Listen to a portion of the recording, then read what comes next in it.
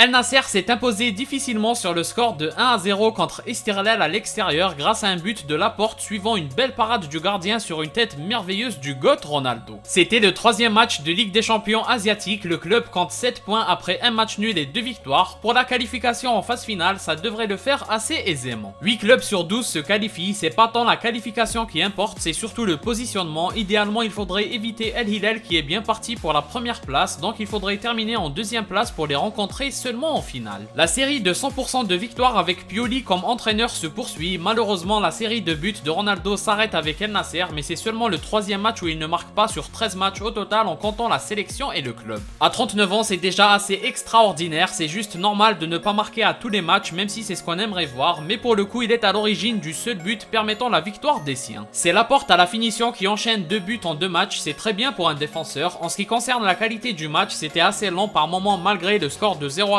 et l'urgence dans le jeu qu'on aurait dû avoir, mais apparemment ça s'explique par l'atmosphère très pesante pour les joueurs. Ils ont quand même dominé leur adversaire mais pas suffisamment pour se mettre à l'abri assez tôt. Ce n'est qu'à la 81e minute du match qu'El Nasser prend enfin l'avantage et ils se font peur à 2 à 3 reprises après ce but. Pour ce qui est de la prestation de Ronaldo, elle a été plus que correcte. D'abord il est impliqué sur le seul but qui permet de gagner, mais à chaque mi-temps c'est lui qui aura été le plus dangereux, autant pour servir les coéquipiers que pour tenter sa chance. Par moments c'est terrible de voir qu'il a des séquences sur le côté meilleurs que ceux de Sadio Mané. D'ailleurs, le Sénégalais a complètement raté son match. Angelo aussi aurait dû marquer sur la magnifique remise en talonnade de CR7 en 1-2. Après, Ronaldo aurait aussi pu mieux faire sur une ou deux situations, mais globalement son match est assez satisfaisant. Le problème est plus lié à la performance globale et c'est d'ailleurs récurrent depuis l'arrivée de Pioli, c'est le nombre d'occasions trop réduit, l'équipe prend trop son temps à la construction de jeu. Ils reviennent trop souvent en arrière, les créateurs que sont Otavio et Brozovic manquent de lien avec l'attaque et le pire c'est que les attaquants sont rarement mis dans des situations dangereuses. Pour le moment, les résultats sont là malgré le nombre d'occasions assez minimal, mais ça se ressent de plus en plus à chaque match où les victoires sont arrachées. Par contre, le nombre de corners a été intéressant, un bon nombre d'entre eux a été mal joué au début, mais Brozovic a fini par bien régler son pied. À un moment, les bons corners se sont enchaînés et c'est comme ça que Ronaldo a réussi à placer une tête exceptionnelle sur une détente monstrueuse. Le gardien était quand même bien placé, mais seulement pour la repousser, et Laporte a été intelligent pour suivre l'action et conclure devant les cages vides. Talisca, pour une fois, on va en dire du bien, son entrée a été assez intéressante, il a été dangereux à longue distance et il a su conserver le ballon et aérer le jeu avec des transversales. Malheureusement, quand il est sur le terrain côté droit et Mané côté gauche, l'équipe manque d'ailiers capables de faire des différences, ils sont obligés de trouver des espaces en faisant des combinaisons. Sauf que les joueurs ne sont pas assez en mouvement, c'est assez statique et ça contribue au manque d'occasion dont on a parlé plus tôt. Tout ça a fait que le match n'a pas été assez emballant, ça reste de la Ligue des Champions donc l'adversaire a mis les ingrédients nécessaires en termes d'intensité, c'est normal qu'elle était difficile cette victoire. Heureusement, elle a été arrachée dans les 10 dernières minutes, mais les 3 points c'est ce qui compte le plus dans ces circonstances, c'est ce qu'on va retenir même si dans le jeu on n'a pas l'impression qu'ils vont faire tomber l'ogre bleu que personne n'arrête. Et il fait d'autant plus peur avec le retour de Neymar, le calendrier est assez infernal jusqu'à ce derby en Saudi Pro League, d'ici là il faut gagner les 2 matchs qui arriveront en championnat et en coupe.